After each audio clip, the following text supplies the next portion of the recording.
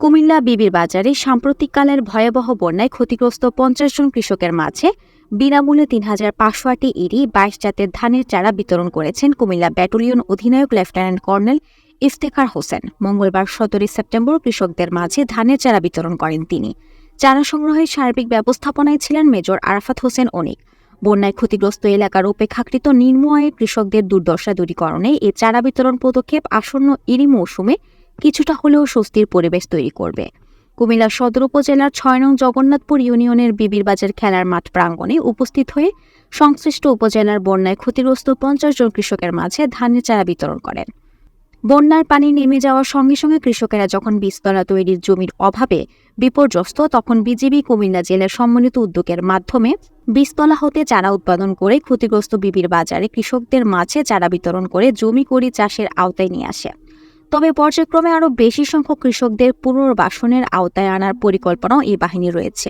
তাছাড়া ভালো ফলন নিশ্চিত করতেও এই বাহিনীর পক্ষ থেকে কৃষকদের মাঝে সার, কীটনাশক থেকে শুরু করে সবজি চাষের উপকরণও আগামীতে বিতরণ করা হবে।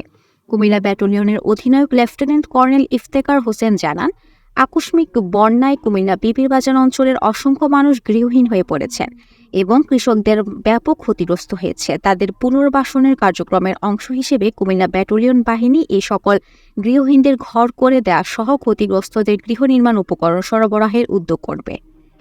বর্ডার বাংলাদেশ সবসময় আত্মমানবতা সেবায় নিয়োজিত। তারই অংশ হিসেবে আপনারা সবাই অবগত যে সাম্প্রতিক সময়ে একটি ভয়াবহ বন্যা আমাদের এই কুমিল্লা অঞ্চলে সংঘটিত হয়। সেই বন্যার্তদের জন্য আমরা প্রথমে উদ্ধার কাজ পরিচালনা করি, তাদের মাঝে আমরা ত্রাণ বিতরণ করি, চিকিৎসা সেবা প্রদান করি এবং তাদের পুনর্বাসনের অংশ হিসাবে আজকে আমরা ৫০ জন ক্ষতিগ্রস্ত কৃষকের মাঝে প্রায় ৩.৫ থেকে ৪ হাজার আটি আমরা ধানের চারা বিতরণ করলাম। এটা মূলত তাদের পুনর্বাসনের জন্য এবং তারা যেহেতু ঘুরে দাঁড়াতে পারে সেটা অংশ হিসেবেই আমরা এই কাজ করছি। পাশাপাশি আমরা বর্ডারের যেই নিরাপত্তা নিশ্চিত করা, চোরাচালান, মানব পাচার, মাদক এসবের ব্যাপারেও আমরা যথেষ্ট সচেষ্ট আছি এবং আমরা আমাদের কার্যক্রম জোরদার রেখেছি।